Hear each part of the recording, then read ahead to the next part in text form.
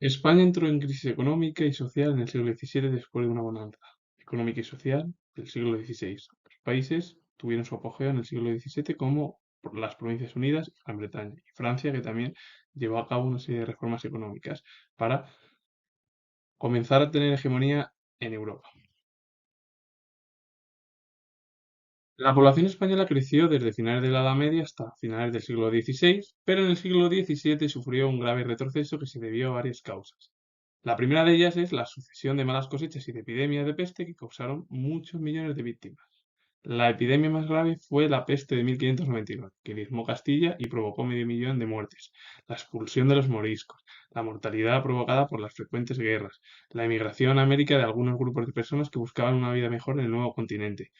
Como resultado, en la época de Felipe II, pues España tenía 8 millones de habitantes. En 1700 quedó reducida a 7 millones.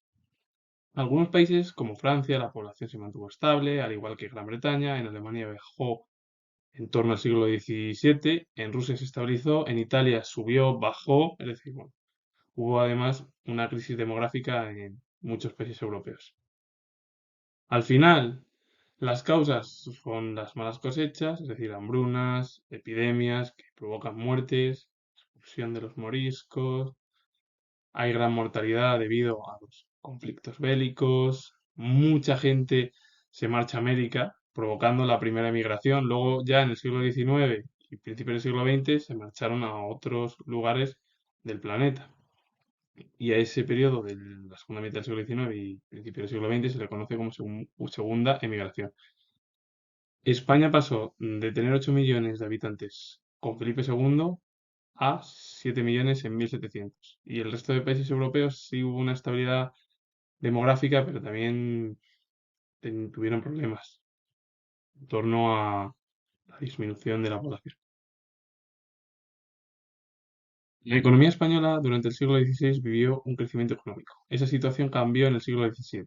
La agricultura sufrió una crisis aguda. La crisis agrícola se debió en parte a la sucesión de sequías e inundaciones, pero también al agotamiento de las tierras debido a las técnicas de cultivo rudimentarias. La artesanía se debilitó frente a la competencia de los frutos del norte de Europa, que eran mucho más baratos, y el comercio decayó y las ferias empezaron a perder importancia. Además, los monarcas españoles se endeudaron de forma creciente y tuvieron que declarar varias bancarrotas. Si el crecimiento económico en el siglo XVI fue muy positivo para España, en el siglo XVII la situación fue totalmente distinta. Primero porque había crisis dentro de la agricultura debido a las sequías e inundaciones, el agotamiento de las tierras, las técnicas de cultivo rudimentarias, los productos en la artesanía eran más caros que los del norte de Europa, eran mucho más baratos, el comercio decayó y las ferias empezaron a perder importancia. Y muchos de los monarcas españoles se endeudaron y tuvieron que declarar eh, varias bancarrotas.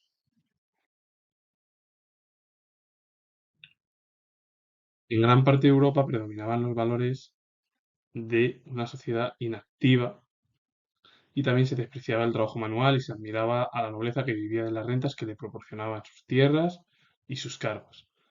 Este problema era especialmente grave en España. En nuestro país, la llegada de metales de América había enriquecido a la nobleza, que vivía con gran lujo y ostentación, mientras que la subida de los precios y los grandes impuestos habían arruinado la industria y la agricultura. Por esta razón, hubo un porcentaje muy claro de parte de la población que no se dedicaba a ninguna tarea productiva y vivía de la mendicidad o de la delincuencia. Es verdad que los valores predominantes de la sociedad moderna eran una vida inactiva en Europa, se despreciaba el trabajo manual y se admiraba a la nobleza que vivía de las rentas que le proporcionaba sus tierras y sus cargos. España fue este problema muy grave, debido a que la nobleza obtuvo requisitos muy positivos, con una vida de gran lujo y ostentación, porque vinieron de América hacia España metales. Y claro, los precios subían, los impuestos también. Y claro, esto al final arruinó a la industria y a la agricultura. Y claro, la gran mayoría de la población no se dedicaba a ninguna tarea productiva y vivían de la mendicidad o de la delincuencia. Luis XIV intentó mejorar la economía para aumentar los ingresos del Estado. Se crearon monopolios estatales para la industria y el comercio, con el objetivo de impedir la importación de productos extranjeros, pero esta política fracasó.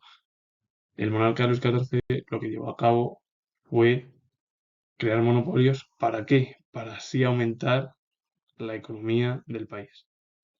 ¿Y cómo es esto? Pues bueno, pues creas monopolios de industria y del comercio con el objetivo de que no se importen productos extranjeros. Al final la política no tuvo éxito. Gran Bretaña y las Provincias Unidas formaron grandes compañías comerciales para potenciar los intercambios con Asia y América. En 1601 se creó la Compañía Inglesa de las Indias Orientales y en 1602 la Compañía Holandesa de las Indias Orientales. Ambas controlaban el comercio asiático con productos como la seda y las especias que proporcionaban grandes beneficios. La hegemonía comercial de las Provincias Unidas se mantuvo durante la primera mitad del siglo XVII y en la segunda mitad del siglo XVII el apogeo fue para Gran Bretaña, gracias a la Royal Navy que se convirtió en la armada más poderosa del mundo.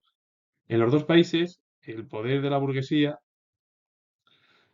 dio lugar a que se produjese un crecimiento económico dentro del comercio y la artesanía, a diferencia del resto de Europa. Como los dos países eran regímenes parlamentarios, diferenciándose del resto de países europeos, y es verdad que en Gran Bretaña se intentó imponer el absolutismo europeo y provocó dos revoluciones por parte del Parlamento. El problema es que al final la nueva dinastía que ocupó el trono británico aceptó la Declaración de Derechos. El monarca tenía poder limitado frente al Parlamento. Y las Provincias Unidas era un régimen republicano. Y cada república tenía su propio parlamento, se reunían en los Estados Generales donde se adoptaban las decisiones comunes.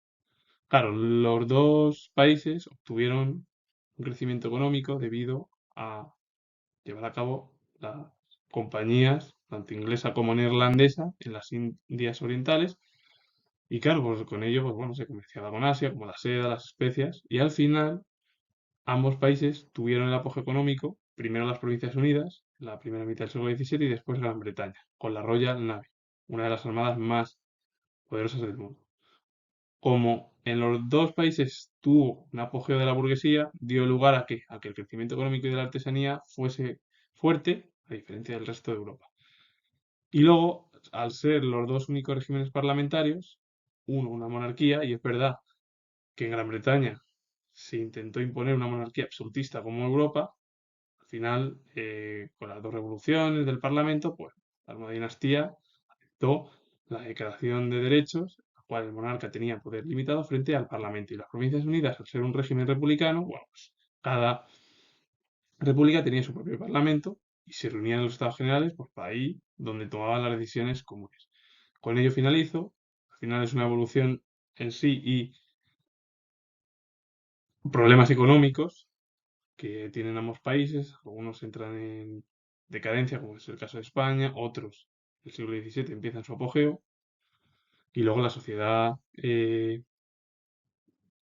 algunos países como España, bueno, pues se redujo por los problemas de epidemia, hambrunas, guerras, etcétera, etcétera, y en otros, bueno, pues se estabilizó. Con ello finalizo, comentar que tengo la hora de historia, si os ha gustado este vídeo, darle a like, suscribiros y poner comentarios. Saludos, adiós.